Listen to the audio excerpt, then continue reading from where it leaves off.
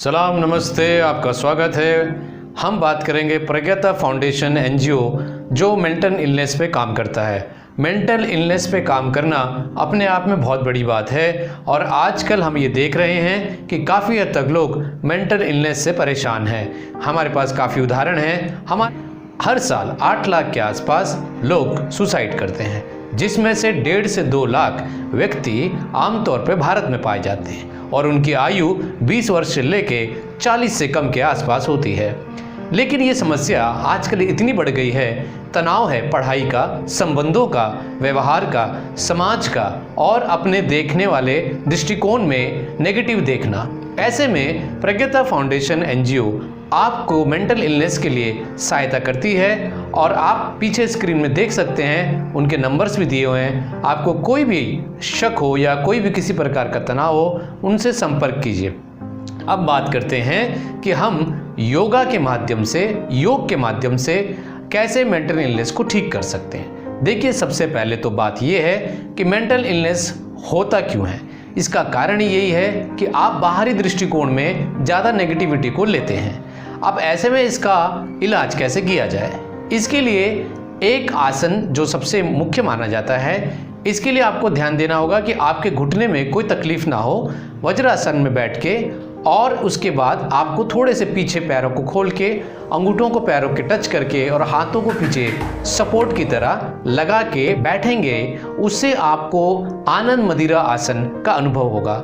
ये एक ऐसी मुद्रा है, आमतौर पे ध्यान करने के लिए भी एक वैकल्पिक रूप में प्रयोग की जाती है। इसके बाद हम बात करेंगे कि जो नाड़ी शुद्धि प्राणायाम है, यानी जो नाड़ी हमें दिखती नहीं है, सटल है और वो दिखाई नहीं देती, बट वो काम करती है। जैसे प्राण और बिजली और करंट नहीं दिखता, ऐसे ही नाड़ियाँ नज़र नहीं आती हैं, जिसको कि योग के हठ योग में कहा जाता है 72,000 नाड़ियाँ हमारे स्पाइन से पूरे शरीर में गुजर रही हैं। ऐसे में इस नाड़ी शोधन प्राणायाम से आपके दोनों ब्रेन, लेफ्ट वाले और राइट वाले के, उसमें बैलेंस बनता है और गुड हार्मोन्स जनरेट होते हैं, जिससे आपका मूड अच्छा बना रहता है। ये नाड़ी शोधन प्राणायाम आप प्रयास कर सकते हैं, जिसके लिए आपको राइट साइड से अगर शुरू कर रहे हैं या लेफ्ट से, वैसे शुरुआत लेफ्ट से ही प्राणायाम की जाती है। जब आप लेफ्ट से शुरू करते हैं तो सांस को लेना और छोड़ना दोनों आपका कंटिन्यू उसी जगह से रहेगा और राइट नॉस्ट्रिल बंद रहेगा। ऐसे ही आप लेफ्ट को बंद करके राइट से श्वास लेके छोड़ सकते हैं 20 बार। तो ये प्रकार से आप नाड़ी शोधन प्राणायाम कर सकते हैं। उसके बाद हम बात करेंगे कि भ्रामरी प्राणायाम। भ्रामरी प्राणायाम एक ऐसा प्राणायाम है जो दिमाग के अंदर जाए बिना उसको मसाज देता है। ये अपने आप में अद्भुत है। इसके लिए दोनों कानों को बंद करके लंबा श्वास भर के और नाक के माध्यम से हमिंग साउंड करना है।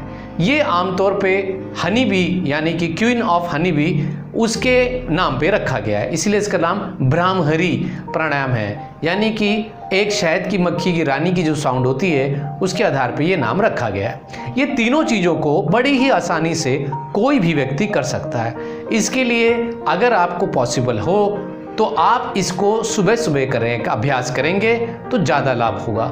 लेकिन अगर इसके अलावा अगर आप कभी भी ऑफिस में बैठे हैं और आपको तनाव महसूस हो रहा है, तो आप एक वज्रासन वाला छोड़ के, आनंद मदिरा आसन की मुद्रा को छोड़ के प्राणायाम, नाड़ी शुद्धि और भ्रामरी कर सकते हैं। ज़्यादा अगर आपको सवाल हैं किसी प्रकार के और आपको कोई साइकोलॉजिकल क्वेश्चंस करने हो तो आप हमारी संस्था से जुड़ सकते हैं। बहुत बहुत धन्यवाद आपका और उम्मीद करते हैं इंटरनेशनल योगा डे में आप घर में बैठ के अपने वीडियोस बना रहे होंगे और योग का अभ्यास कर रहे होंगे। इसी के साथ स्वस्थ रहें, मस्त रहें और समाज के लिए अपना योगदान देने के विषय में हमेशा सोचें।